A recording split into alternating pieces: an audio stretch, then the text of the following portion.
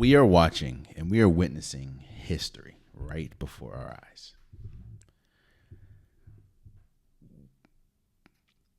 We are witnessing literally the first time that I can remember in NFL history where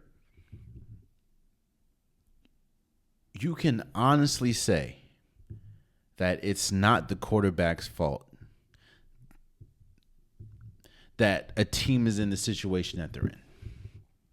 And I obviously there's been different situations where it hasn't been the quarterback's fault, but you know how they say at the end of the day he's the quarterback. At the end of the day he needs to be better. We can't say this at this point. Let's talk about what we know with this Cincinnati Bengals team. First of all, the LA Chargers beat the Cincinnati Bengals 34-27. Let's talk about what we know. This is the first time in NFL history that the Cincinnati Bengals have the leading passer or the passing yards leader, the receiving yards leader, the receiving touchdowns leader, and the sacks leader, all on one team. Yet they're not only under 500, they have about a 10% chance of making the playoffs at this point. They need a lot of help. They essentially need to win out, and they need for someone like the Ravens to lose every game, which I don't see happening because they have the Giants coming up in a couple weeks.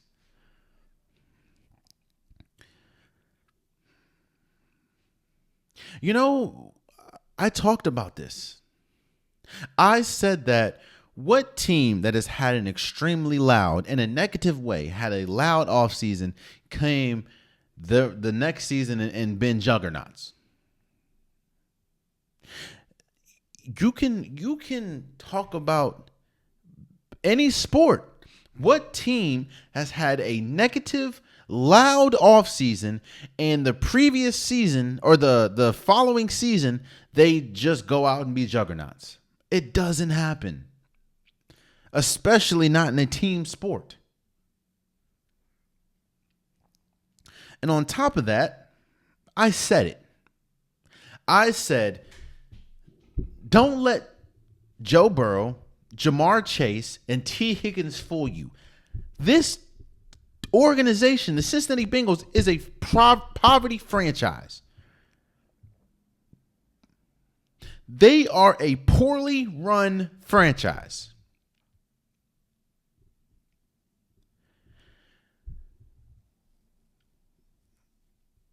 People let things distract them from what's real. I feel like one of the reasons why it took so long, and they're still not there, obviously, but it took so long for the Jaguars to accept what they are is when they made that AFC Championship. Jalen Ramsey, Blake Bortles, they made that AFC Championship and they almost probably should have beat the Patriots, but they didn't. Success allows you to, what success does, it blinds people a lot to what's real. That trip to the Super Bowl that the Cincinnati Bengals had against the Rams, it blinded them to a lot of things. How good Joe Burrow is. Joe Burrow is a top 5 quarterback in the league. This year, you can argue that he has been the second or third best quarterback. He's been definitely better than Patrick Mahomes. In fact, he's been the third best quarterback this year. Jamar Chase leads the league not only in touchdowns, I believe, but he for damn sure leads in receiving yards. Trey Hendrickson leads the league in sacks. Yet and still, they're not about to make the playoffs. I'll go on a limb and say it now. They're not making the playoffs.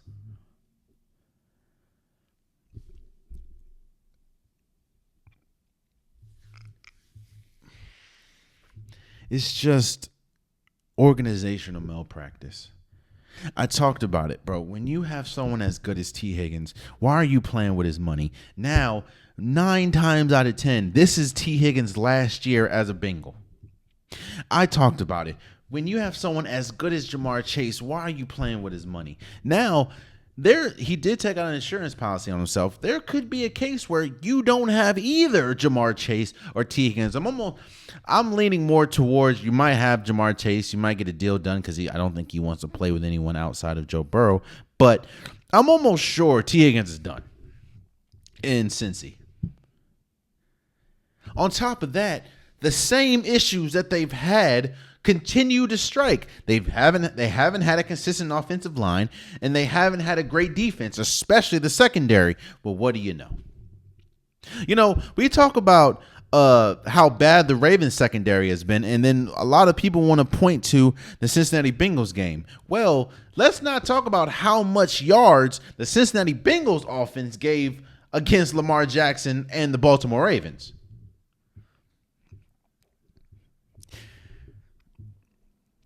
They're gonna look at this game and look at the fact that they were down almost 20 points in the first half. I think it was like 24-6. And they had a furious comeback. I think they scored 21 straight points. And it must, which I understand the frustration of Joe Burrow. I get it. When your margin of error is so slim, when one or two plays, Joe Burrow had 356 yards. T. Higgins had the best game of this season for 148 yards. And you still lose to mind you, I understand that the Chargers have had a really good defense, but Khalil Mack, their best defender, did not play. Asante Samuel Jr., I don't think played. And when you understand that the team is not good and that you don't have a defense that can help you, you don't have a defense that you can lean on, one or two plays. I think Joe Burrow probably had 2 bad plays. I know he had an overthrow to Jamar Chase, and I think he completely missed one because he was getting pressured. Those 2 plays dictated the game, and that should not be the case. I know it might be shunned upon. I know it might be like, what? The Cincinnati Bengals is a poorly run organization that allows themselves to masquerade as a good organization because they have generational talents. Well,